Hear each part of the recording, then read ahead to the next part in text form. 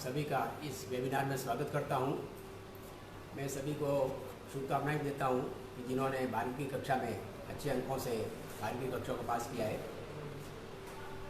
मैं अपने बारे में बता देता हूं कि मैं डायरेक्टर एग्रीकल्चर रह चुका हूं राजस्थान सरकार में, डायरेक्टर हॉर्टिकल्चर रह चुका हूं, एमडी वेयर हाउसिंग कॉरपोरेशन रह चुका हूं, MD Rajasthan state seed corporation रह चुका हूं, एमडी तिलम संघ रह चुका हूं और एमडी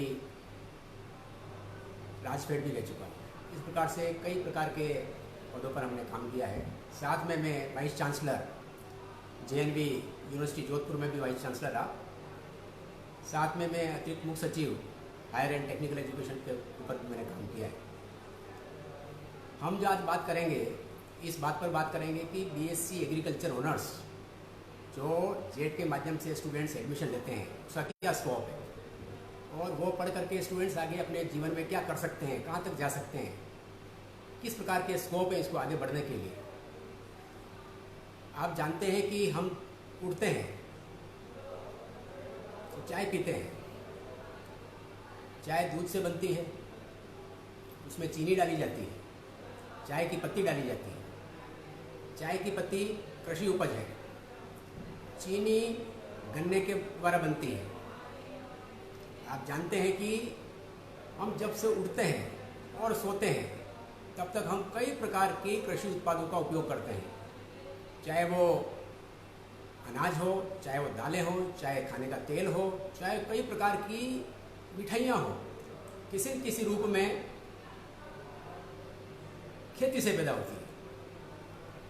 तो मैं ये कहना चाहता हूँ कि जब से सभ्यता बनी और जब तक मानव इस धरती पर रहेगा तब तक कृषि के ऊपर और कृषि की उपज और उससे बनने वाली जो चीज़ें हैं, उसमें जो तकनीकी ज्ञान देने वाले हैं, रिसर्च करने वाले हैं, उनका योगदान हमेशा बना रहेगा। जो बीएससी एग्रीकल्चर जो करते हैं, 12th पास करने के बाद एग्रीकल्चर वाले भी करते हैं, बायोलॉजी वाले भी करते हैं, आप जानते हैं कि इसका बहुत बड़ा स्कोप है। खेती में सबसे पहले जो है जल की आवश्यकता होती है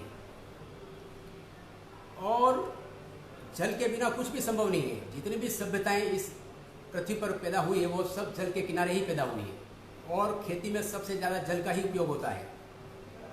और इस जल के कुशलतम उपयोग करने के लिए बीएससी एग्रीकल्चर होना बहुत आवश्यक है। वो सीखते हैं कि किस क्रॉप को, किस फसल को कितने पानी की आवश्यकता होती है। आप सभी जानते हैं कि प्रति व्यक्ति पानी की उपलब्धता धरती पर कम होती जा रही है। भारत में भी कम हो रही है और राजस्थान में भी कम हो रही है और घटती रहेगी। भूजल स्तर भी कम हो रहा है, बढ़ने वाला नहीं है, क्योंकि जनसंख्या बढ़ रही है, जीवन शैली बदल रही है, शहरीकरण बढ़ रहा है। तो प्रति व्यक्ति जल की आवश्यकता बढ़ती जा रही है। जब प्रति व्यक्ति जल की आवश्यकता बढ़ती जा रही है और प्रति व्यक्ति जल की उपलब्धता कम होती जा रही है, भूजल स्तर गिरता जा रहा है, तो पानी के कुशलतम उपयोग जो खेती में सबसे ज़्यादा होता है उसके करने की बहुत आवश्यकता होती है। और उसके लिए साइंटिस्ट की, उसके लिए उन व्यक्तियों की आवश्यकता होती है जो कि एग्रीकल्चर में पानी के उपयोग के बारे में पढ़ाई करते हैं, उसके बारे में जानते हैं और तकनीकी ज्ञान प्राप्त करते हैं, और वो बीएससी एग्रीकल्चर प्रोवाइड करता है। आप जानते हैं कि बीएससी एग्रीकल्चर में एग्रोनॉमी पढ़ी जाती है, हॉर्टिकल्चर पढ़ी जाती है, एंटेमोलॉजी पढ़ी जाती है, प्लांट पैथोलॉजी पढ़ी जाती है, लाइव स्टॉक एनिमल हस्बेंड्री पढ़ी जाती है, एग्रीकल्चर एक्सटेंशन एजुकेशन पढ़ी जाती है, एग्रीकल्चर इकोनॉमिक्स पढ़ी जाती है। कहने का मतलब ये है कि जब आप बीएससी एग्रीकल्चर करते हैं तो लगभग 10 डिपार्टमेंट के बारे में आपको बताया जाता है, पढ़ाया जाता है। बहुत बड़े बड़े हैं ये सब। और उसके बाद जो है पीजी भी होती है। लगभग 25 से 30 विषय ऐसे हैं जिसमें पीजी होती है जो कि कृषि से सीधे संबंध रखते हैं। तो मेरे कहने का मतलब ये है कि बीएससी एग्रीकल्चर एक ऐसा सब्जेक्ट है जो सामान्य बीएससी से बहुत बड़ा है और उसका स्कोप उससे भी बहुत बड़ा है। इसमें व्यक्ति पढ़ करके कभी भी बेरोजगार नहीं रह सकता, कभी भी बेरोजगार नहीं रह सकता। जब हम पानी की बात करते हैं तो आप देखते हो कि पहले, आज से कई साल पहले, 30 साल पहले, 40 साल पहले फ्लड इरिगेशन होती थी। उसके बाद स्प्रिंकलर इरिगेशन आया, उसके बाद ड्रिप इरिगेशन आया। अब ड्रिप इरिगेशन में हर क्रॉप की पानी की रिक्वायरमेंट अलग अलग होती है। गन्ना को पानी की रिक्वायरमेंट ज़्यादा होती है, गेहूं को उससे कम होती है, सरसों को उससे भी कम होती है। तो हर क्रॉप की पानी की रिक्वायरमेंट अलग अलग होती है, और जब पानी घट रहा है तो उसको प्रेसिजन पानी देने की आवश्यकता बहुत बढ़ गई है कि हर क्रॉप को पानी के हिसाब से, इस हिसाब से दिया जाए कि उसकी उत्पादकता ज़्यादा से ज़्यादा हो और पानी का उसमें कुशलतम उपयोग हो। पहले हम जो उत्पादकता का जो नाप करते थे प्रति हेक्टेयर प्रति बीघा के हिसाब से करते थे, अब वो समय चला गया है, वो समय चला गया है। अब इस बात पर जोर दिया जाता है कि प्रति बूंद और प्रति लीटर या कितना पानी आपने उपयोग में लिया और उससे कितनी उपज हुई, उत्पादकता कितनी हुई, कितना गेहूँ आपने काम में लिया, कितना गेहूँ पैदा किया और कितना पानी उपयोग में लिया। आप देखते होंगे कि आज से 30 साल पहले, 40 साल पहले पानी बिकता नहीं था। आज के समय में पानी बिकता है। मेरे पास यदि खेती है और पानी नहीं है तो वो खेत कोई काम का नहीं है। मेरे पास यदि पानी है तो मैं उस पानी को बेच करके कमा सकता हूँ। मेरे पड़ोसी को मैं पानी बेचता हूँ और उसके बदले जो फसल उत्पन्न होती है उसका 1/3 भाग मैं लेता हूँ। किस बात का? पानी का। तो वाटर मार्केट्स पैदा हो गए हैं। पहले पीने की पानी की बोतलें नहीं बिकती थी। आज देखिए आप, हर कस्बे में, हर शहर में आपको पानी की बोतलें बिकती हैं। तो पानी का कुशलतम उपयोग बहुत ज़रूरी है, और उसके लिए ड्रिप इरिगेशन सिस्टम है। हर क्रॉप की रिक्वायरमेंट पानी की अलग अलग होती है, तो उसको बताने के लिए, उसकी प्लानिंग करने के लिए, डिज़ाइन करने के लिए आपको एग्रीकल्चर वाला जो पढ़ाई किया हुआ था वही बता सकता है। और मैं बात करता हूँ कि आजकल प्रेसिजन फार्मिंग, मतलब सही तरीके से कितना इनपुट किस फसल को काम में लिया जाए, चाहे खाद हो, चाहे बीज हो, चाहे पेस्टिसाइड हो, चाहे पानी हो, उसकी ज़रूरत बहुत बढ़ गई है। क्योंकि लागतें बढ़ती गई है, लागतें बहुत बढ़ रही है। खाद महंगा हो रहा है, पानी महंगा हो रहा है, बिजली महंगी हो रही है। तो उसके लिए खेती की लागत को कैसे कम किया जाए वो बहुत ज़रूरी हो गया है। और खेती की लागत कम कौन कर सकता है? जो कि इसके बारे में तकनीकी ज्ञान रखता है, और वो इसी BSc एग्रीकल्चर में पढ़ाया जाता है। इसमें PG भी करते हैं तो उसमें और पढ़ाया जाता है। तो अपन बात करते हैं कि जितने भी इनपुट लगते हैं खेती में, चाहे सीड हो, पानी की हमें बात की, आपने इजराइल का नाम सुना होगा। इजराइल एक ऐसा देश है जिसमें 1 इंच जमीन पर भी फ्लड इरिगेशन नहीं होती है, फ्लो इरिगेशन नहीं होती है। वहाँ पूरी ड्रिप इरिगेशन होती है, पूरी। और उनकी उत्पादकता बहुत ज़्यादा है, बहुत ज़्यादा है। अपने राजस्थान से, इंडिया से कई दल जाते हैं, वहाँ विजिट करके आते हैं और देखते हैं कि कैसे पानी के कुशलतम उपयोग करके ये लोग कैसे ज़्यादा उत्पादकता रहते हैं। सब्जियाँ पैदा करते हैं, फल पैदा करते हैं, और उनके पास यूरोप पास पे पड़ता है, इसलिए वहाँ पे एक्सपोर्ट करते हैं। एक छोटा सा देश है, राजस्थान के एक जिला जैसा भरतपुर है, तो उसमें जितना कल्टीवेटेड एरिया उसके बराबर आसपास उसका इजराइल का कल्टीवेटेड एरिया है। लेकिन उनके पानी के कुशलतम उपयोग की आप दर देखिए, बहुत अच्छी है, बहुत अच्छी है। वहाँ पर जो बरसात होती है और राजस्थान में बरसात होती है लगभग बराबर है। लेकिन खेती के मामले में उनकी उत्पादकता यदि देखा जाए तो उत्पादकता बहुत ज़्यादा है। वो अपनी तकनीकी बेचते हैं, भारत में तकनीकी बेचते हैं पानी की कुशलता उपयोग करने की। ड्रिप इरिगेशन सिस्टम कैसे लगाया जाता है, कैसे अच्छी तकनीकी वाले उपलब्ध हैं, उनको बेचते हैं यहाँ पे। तो कहने का मतलब है, पानी के ऊपर मैंने बात की। आपने सुना होगा कि पानी में जब फसल को पानी देते हैं ड्रिप इरिगेशन के सिस्टम से, तो उसमें लिक्विड फर्टिलाइजर आते हैं, आजकल खाद आता है जो कि उसमें पानी में मिक्स कर दिया जाता है, उसको हम फर्टिगेशन बोलते हैं।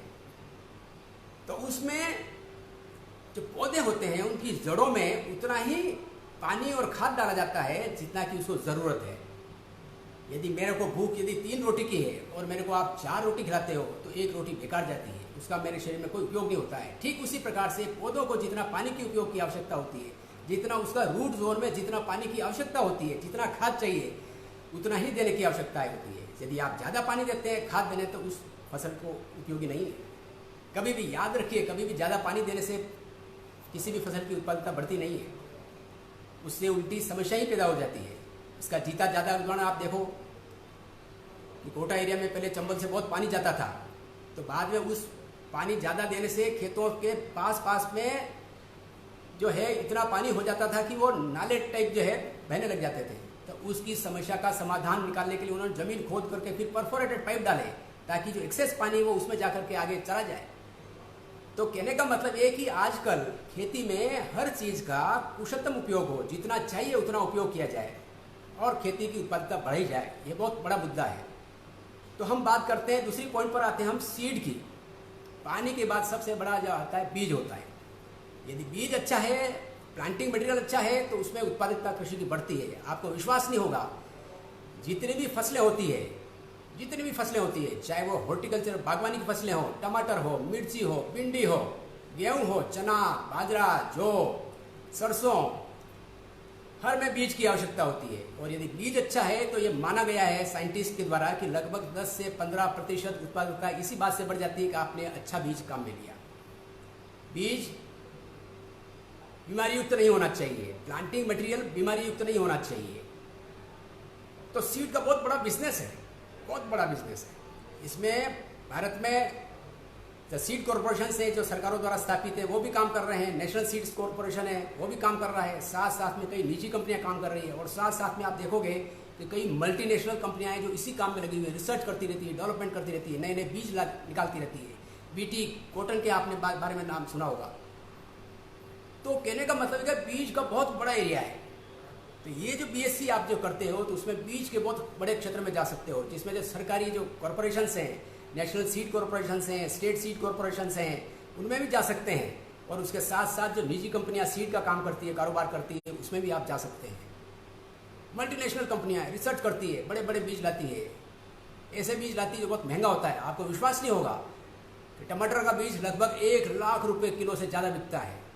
आपको विश्वास नहीं होगा, देखा भी नहीं होगा। तो बीज महत्वपूर्ण चीज़ है, पानी के बाद सबसे महत्वपूर्ण चीज़ है खेती में बीज, और उसके लिए सब साइंटिस्ट काम करते हैं। बीज आपने सुना होगा 2 प्रकार का होता है, एक कंपोजिट बीज होता है, दूसरा हाइब्रिड बीज होता है। कंपोजिट बीज को हम जो है एक बार दूसरी बार बो सकते हैं, हाइब्रिड बीज को यदि दूसरी बार बोएंगे तो उसकी उत्पादकता एकदम घट जाती है। इसे बहुत सी बड़ी कंपनियां हाइब्रिड बीज ला करके बेच रही है। और देखो आप, हर सीजन में बीज की आवश्यकता होती है, चाहे खरीफ हो तो बीज की आवश्यकता, रबी हो तो बीज की आवश्यकता, वापस अगले साल आया खरीफ तो बीज की आवश्यकता। हर व्यक्ति को, हर किसान को बीज खरीदना पड़ता है। बीज पैदा कौन करता है? ये एग्रीकल्चर के साइंटिस्ट पैदा करते हैं, एग्रीकल्चर के जो ऑफिसर्स होते हैं वो पैदा करते हैं। पैदा किसानों के खेतों में ही करते हैं, लेकिन किसान वो बीज, हाइब्रिड बीज पैदा नहीं कर सकता, क्योंकि उसको तकनीकी सुपरविजन की आवश्यकता होती है। हाइब्रिड बीज बनाते हैं तो उसमें पेरेंटल लाइन्स की आवश्यकता होती है। वो जो बीज होता है वो किसान के पास उपलब्ध होता नहीं है, वो ब्रीडर्स के पास उपलब्ध होता है। वो ब्रीडर्स उसको बनाते हैं। आपने देखा होगा जो ब्रीडर्स बनाते हैं वो बहुत कम मात्रा में बीज होता है, उसको हम न्यूक्लियो सीड बोलते हैं। फिर उसके बाद नेक्स्ट सीजन में उसको ब्रीडर सीड बनाते हैं, फिर उसको और मल्टीप्लाई करते हैं तो फाउंडेशन सीड बनता है, फिर उसको और मल्टीप्लाई करते हैं तो सर्टिफाइड सीड बनता है, जो थैलियों में पैक हो करके आप देखते हो थैली का बीज लाए। आप किसी किसान को पूछोगे तो कौन सा बीज लाए हो, तो ज़्यादातर लोग यही कहते हैं कि थैली का बीज लाए हैं। थैली का बीज कोई नहीं होता है, हर बीज की वैरायटी होती है, हर बीज की वैरायटी होती है। आप गांव में जाएंगे, यदि किसानों को पूछेंगे तो कई लोग उस बीज का नाम बता नहीं पाते हैं। बहुत बड़ा एरिया है बीज का। जो कंपोजिट बीज होता है, हाइब्रिड बीज होता है, तो उसको बनाने के लिए, विशेष रूप से हाइब्रिड बीज को बनाने के लिए, चाहे वो सीड कॉरपोरेशन हो, चाहे प्राइवेट कंपनियां हो, इनको एग्रीकल्चर ऑफिसर्स की जरूरत पड़ती है जो एग्रीकल्चर के बारे में पढ़ाई की हुई है, जो इस स्किल को जानते हैं। जो प्लांट ब्रीडिंग जिसने पढ़ रखा है, जो जेनेटिक्स जिसने पढ़ रखा है, वही उसमें काम कर सकता है, दूसरा व्यक्ति उसमें काम नहीं कर सकता है। तो ये बहुत बड़ा एरिया है। सीड कॉरपोरेशंस में, नेशनल सीड कॉरपोरेशंस में, प्राइवेट कंपनियों में जो हर साल नया बीज आता है, नए नए बीज निकालते रहते हैं। तो बीज क्षेत्र में रोजगार की बहुत संभावनाएं हैं। तीसरी बात करते हैं हम, आपको देखो पेस्टिसाइड्स होते हैं, इंसेक्टिसाइड्स होते हैं, फंगिसाइड होते हैं, इनका भी बहुत बड़ा कारोबार है। हर फसल में कोई कोई रोग आता है, कोई पेस्ट लगता है, इंसेक्ट लगता है, बीमारी लगती है, तो उसको ठीक करने के लिए कई प्रकार के पेस्टिसाइड, इंसेक्टिसाइड बाजार में मिलते हैं। मेरे को अच्छी तरह याद है, जब मैं डायरेक्टर एग्रीकल्चर था राजस्थान सरकार का, तो एक बार टोबैको कैटरपिलर आया था हाड़ौती एरिया में, कोटा, बूंदी, बारात, झालावाड़ एरिया में। वो सोयाबीन की फसल में आया था टोबैको कैटरपिलर, कई सालों बाद आया था। और आप यकीन मानिए, टोबैको कैटरपिलर एक छोटा सा कीड़ा होता है, वो इतनी संख्या में मल्टीप्लाई होता है और इतना जल्दी मल्टीप्लाई होता है कि उसकी कोई कल्पना नहीं की जा सकती। वो खाली देखता है, जिसने देखा है वो इसको समझ सकता है कि कैसे जल्दी मल्टीप्लाई होता है। तो वहाँ लगभग मैं 18 से 19 दिन में चारों जिलों में रहा लगातार, और पूरे राजस्थान के कई ऑफिसर्स बुलाए हमने। इंदौर से भारत सरकार के ICR सिस्टम के जो रिसर्च इंस्टीट्यूट वाले जो ऑफिसर्स हैं, साइंटिस्ट हैं, उनको बुलाया, टीमों को बुलाया और हमने देखा कि इसको कैसे कंट्रोल किया जाता है।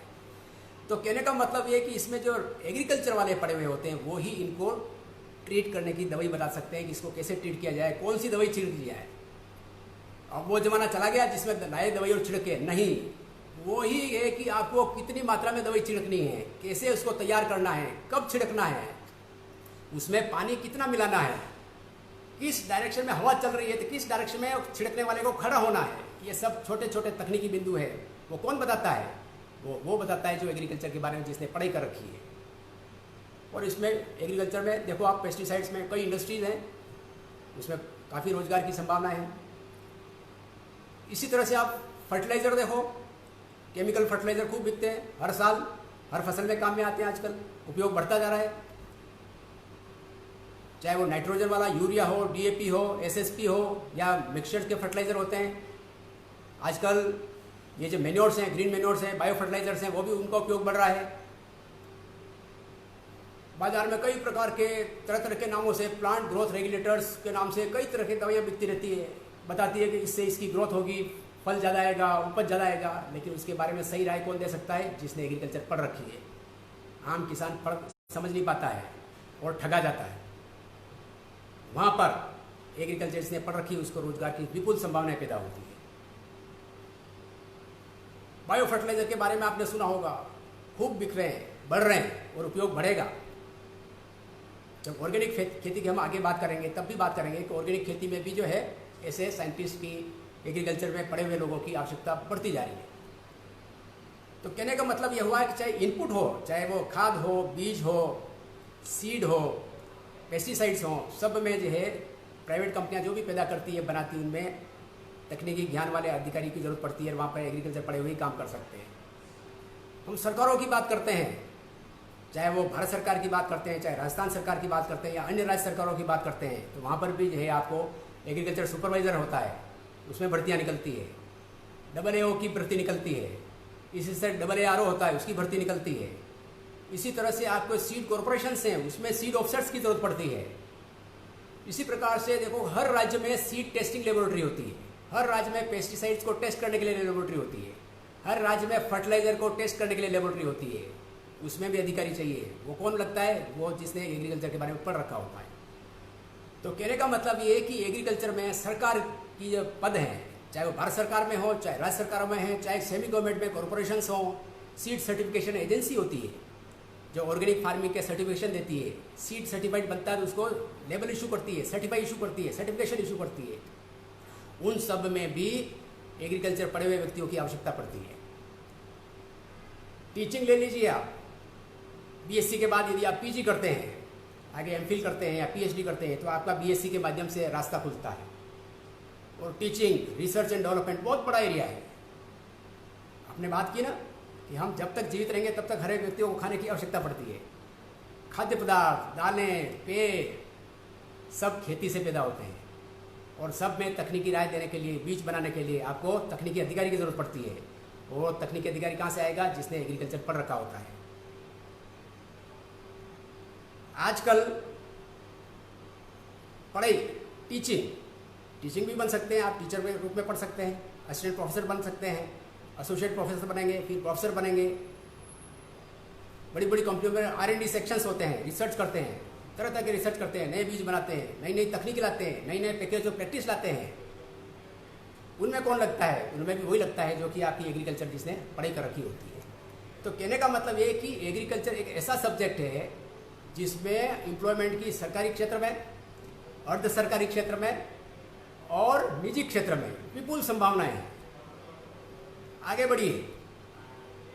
आपने देखा होगा कि आजकल ऑर्गेनिक फार्मिंग, जिसमें केमिकल फर्टिलाइजर का उपयोग नहीं होता है, जिसमें पेस्टिसाइड्स का उपयोग नहीं होता है, और ऑर्गेनिक फार्मिंग का प्रचार बढ़ रहा है। भारत सरकार भी इसको बढ़ा रही है। उसमें तकनीकी राय देने के लिए, तकनीकी ज्ञान देने के लिए एग्रीकल्चर पढ़े हुए व्यक्तियों की आवश्यकता होती है। इसका बहुत बड़ा मार्केट बढ़ता जा रहा है पूरी दुनिया में, भारत में भी बढ़ रहा है। जो सब्जी सामान्यतः 5-10 रुपये 15 रुपये किलो बिकती है, यदि ऑर्गेनिक प्रोड्यूस है तो आप देखिए वो 30 रुपये किलो, 35 रुपये किलो, 40 रुपये किलो तक बिकती है। वो क्योंकि ऑर्गेनिक है, स्वास्थ्य के लिए अच्छी है। और ऑर्गेनिक में देखो आपकी इसमें विश्व में हर जगह, ऐसी बात नहीं कि हम भारत की बात कर रहे हैं कि यहाँ पर ऑर्गेनिक खेती का प्रचलन बढ़ रहा है, नहीं, पूरे विश्व में ऑर्गेनिक खेती का प्रचलन बढ़ रहा है। और हम खुशकिस्मत हैं कि राजस्थान में ऐसे कई एरियाज़ हैं जहाँ पर कि केमिकल फर्टिलाइजर का उपयोग बहुत कम होता है। आप पश्चिम राजस्थान में जाइए, ट्राइबल एरिया में जाइए, डूंगरपुर, बांसवाड़ा, उदयपुर के कोटरा एरिया में जाइए, आपको केमिकल फर्टिलाइजर का उपयोग वहाँ पे बहुत कम करते हैं, पेस्टिसाइड्स का उपयोग भी बहुत कम करते हैं। और वहाँ जो ऑर्गेनिक खेती होती है वैसे की वैसी उपज होती है। आप देखिए उस उपज का जो है टेस्ट है वो बिल्कुल अलग होता है, स्वादिष्ट होती है। उदाहरण देता हूँ आपको अरहर की दाल का।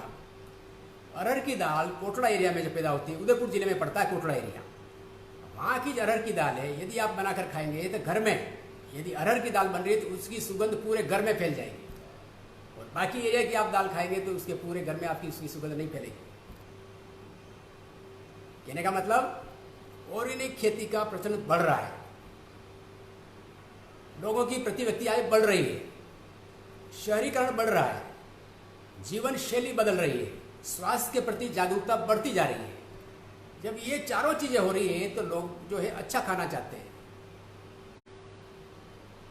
स्वस्थ जीवन सबसे बड़ा जीवन है। कहते हैं हेल्थ इज वेल्थ। यदि बीमार है तो खाओगे क्या? कुछ नहीं खा सकते। इसलिए शरीर यदि स्वस्थ, बहुत बड़ा एरिया दूसरा पैदा हो रहा है पोस्ट हार्वेस्ट टेक्नोलॉजी में, जिसको हम बोलते हैं कि पैदा तो हो गया, टमाटर पैदा कर लिया, भिंडी पैदा कर ली, जीरा पैदा कर लिया, अजवाइन पैदा कर लिया आपने, लेकिन उसके बाद उसका वैल्यू एडिशन कितना हो रहा है? वो जो वैल्यू एडिशन होता है उसका बहुत बड़ा एरिया है। आप देखोगे किसान जब गेहूं बेचता है तो उसको 18 रुपया, 19 रुपया, 20 रुपया किलो के हिसाब से ही भाव मिलता है। वही गेहूं जब वापस बड़ी बड़ी कंपनियां खरीदती है और उसको आटा बना देती है, पैकिंग कर देती है, ब्रांडिंग करके बेचती है, तो वही गेहूं 35 रुपया किलो जयपुर में बिकता है। 35 रुपया किलो। ईसाई का अपना 3 रुपया किलो जोड़ दीजिए, थैली का अमाउंट जोड़ दीजिए, लेकिन 35 रुपया किलो किसान को नहीं मिलता है। इसलिए भारत सरकार वैल्यू एडिशन पे जोर दे रही है। पूरी मिनिस्ट्री है फूड प्रोसेसिंग की, कि किस प्रकार से जितना भी सब्जियां पैदा हो रही है, विशेषकर सब्जियों में और फलों में, जो भी उपज का मूल्य किसान को मिलता है वो लगभग 35%, 33% के आसपास मिलता है, जिसका कि कंज्यूमर पे करता है उसका। बाकी जो भाग है या तो नष्ट हो रहा है या फिर मीडिएटर से कई उनमें बढ़ता है। क्यों नहीं ये तकनीकी ज्ञान वाले जब बीएससी पढ़ते हैं वो एंटरप्रेन्योर रूप में काम करके अपना धंधा चालू कर सकते हैं, स्टार्टअप चालू कर सकते हैं, उद्यमी बन सकते हैं। या ऐसी बड़ी कंपनियां जो ऐसे काम कर रही है, वैल्यू एडिशन कर रही है, उसमें काम कर सकते हैं। बहुत बड़ा एरिया है।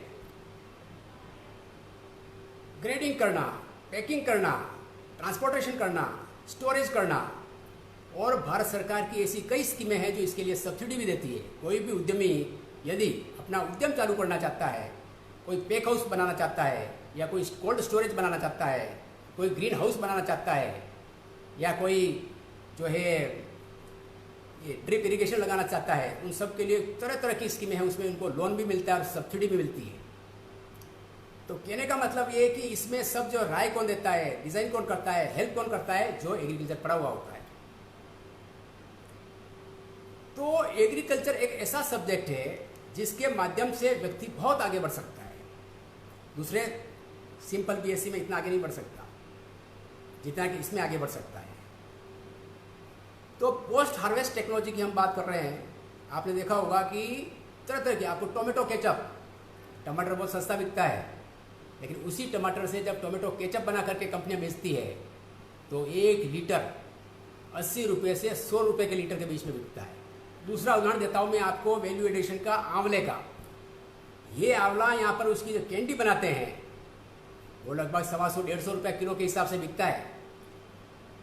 लेकिन कोई बड़ी कंपनी ब्रांड कर देती है, अच्छी पैकिंग कर देती है, उसी को जगह बदल देती है, तो वही आंवले की कैंडी आपको जो है 800-900 रुपये किलो में बिकती है। एक बार मैं दिल्ली एयरपोर्ट पर गया था तो एक दुकान थी, तो वहाँ पे मैंने पूछा इसका भाव क्या है, तो लगभग 800 रुपये किलो। किसान को कभी 800 रुपये किलो नहीं मिलता है आंवले का भाव। स्कोप कहाँ है? इसका मतलब क्या है कि कितना वैल्यू एडिशन में स्कोप है, आप सोच सकते हैं। ये कौन कर सकता है? जो कि एग्रीकल्चर के बारे में जानता है। बहुत बड़ा एरिया है। बहुत बड़ा एरिया है। तो मैं ये कहना चाहता हूँ आपको कि एग्रीकल्चर एक ऐसा सब्जेक्ट है जो आपको बहुत आगे ले जा सकता है। एग्रीकल्चर पढ़ा हुआ व्यक्ति यदि अच्छी तरह से पढ़ाई करे तो कभी भी बेरोजगार नहीं रह सकता, कभी भी बेरोजगार नहीं रह सकता। मैं ये कहना चाहता हूँ कि हम जो बच्चों को पढ़ाते हैं, हर बच्चा सोने की खान है। आप सब में भी सोने की खाने छिपी हुई है, लेकिन आपको वो सोना दिख नहीं रहा है, नहीं दिख रहा है। आप कहेंगे कैसे?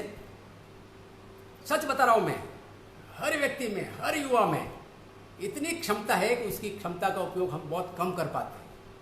हम जानते नहीं है कि हमारे पास इतनी क्षमता है, नहीं जानते हैं। बहुत कम लोग बाग होते हैं तो उसको जान पाते हैं।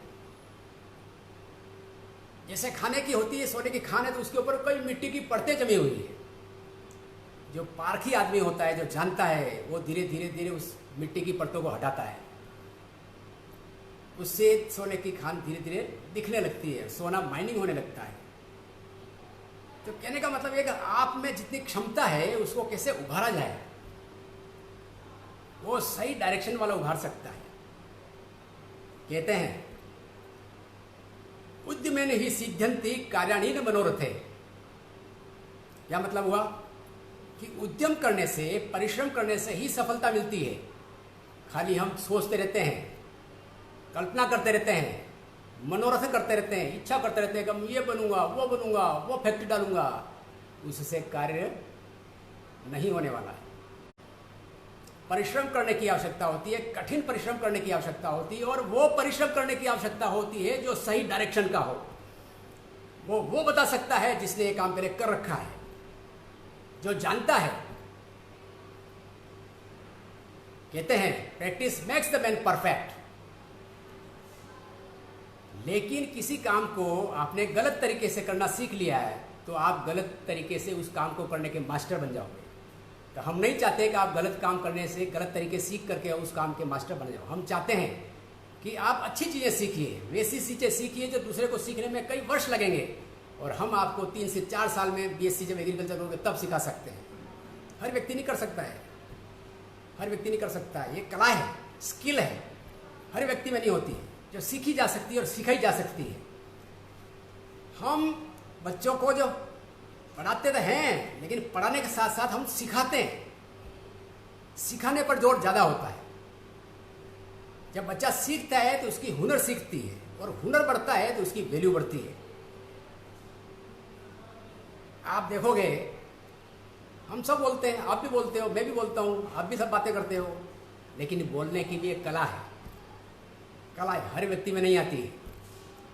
जिस व्यक्ति में ये कला है वो कभी भूखा नहीं मर सकता। जैसे ही वो बोलता है तो इतना प्रभाव छोड़ता है श्रोताओं पर कि श्रोता मंत्र मुग्ध हो जाते हैं। कौन सिखाता है? वह व्यक्ति सिखाते हैं जो इसमें एक्सपर्ट है। तो हम पढ़ाने के साथ साथ हमारा जोर इस बात पर रहता है कि हम बच्चों को सिखाते हैं, वो बातें सिखाते हैं जो आपको मुश्किल से दूसरा सिखा पाता है, और कम समय में सिखाते हैं। हम ये कहते हैं कि हम सिखाने के साथ टेक्निकल नॉलेज है, उसके साथ साथ हम आपको वो बातें सिखाते हैं जिनको हम सॉफ्ट स्किल्स बोलते हैं, लाइफ स्किल्स बोलते हैं, जिसकी बहुत ज़रूरत है। अभी BSc कर लीजिए, MSc कर लीजिए, कुछ भी कर लीजिए, लेकिन यदि आपने कम्युनिकेशन नहीं है, दिमाग में बहुत है लेकिन आप व्यक्त नहीं कर पाते हैं, तो वो आगे अगला दिया आपको रखेगा नहीं। तो हम कम्युनिकेशन स्किल्स भी सिखाते हैं, लाइफ स्किल भी सिखाते हैं, और आप में आत्मविश्वास बढ़ाते हैं। वो आत्मविश्वास बढ़ाते हैं जिससे कि दूसरा व्यक्ति जब आपको सुनेगा तो उसको लगेगा कि वास्तव में ये व्यक्ति बहुत ज्ञानी है, इसमें बहुत हुनर है, और ये व्यक्ति हमारा काम का है। जब दूसरा व्यक्ति को यदि लगेगा कि ये व्यक्ति काम का है तो आपकी एम्प्लॉयबिलिटी बढ़ेगी। ज़्यादातर तकनीकी कोर्सेज में एम्प्लॉयबिलिटी भारत में बहुत कम है।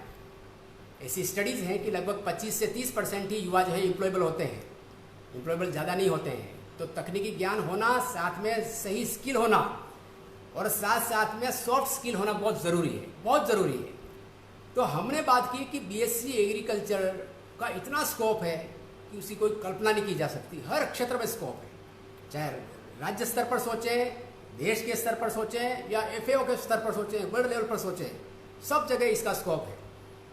बड़ी बड़ी रिसर्च इंस्टीट्यूट बनी हुई है, हर क्रॉप की भारत में रिसर्च इंस्टीट्यूट बनी हुई है ICR सिस्टम के अंतर्गत। इसी प्रकार से पूरी दुनिया में कई देशों में अलग अलग रिसर्च इंस्टीट्यूट बनी हुई है, वो हमेशा इसी पर काम करती रहती है कि कैसे प्रोडक्टिविटी बढ़ी जाए, नए बीज कैसे लाए जाएँ, इरिगेशन सिस्टम कैसे सुधारे जाएँ, लोगों की क्षमता कैसे बढ़ाई जाए, पैकेज ऑफ प्रैक्टिस को किसानों को कैसे अपनाने के लिए प्रेरित किया जाए, उनकी आय को कैसे बढ़ाया जाए, इन सब बातों पर जोर रहता है। तो मैं आपको अंत में ये कहना चाहता हूँ कि मैं अपने प्रथम गुरु को धन्यवाद देता हूँ। मेरी प्रथम गुरु मेरी माँ थी, मैं उसको धन्यवाद देता हूँ, शत शत नमन। Thank you.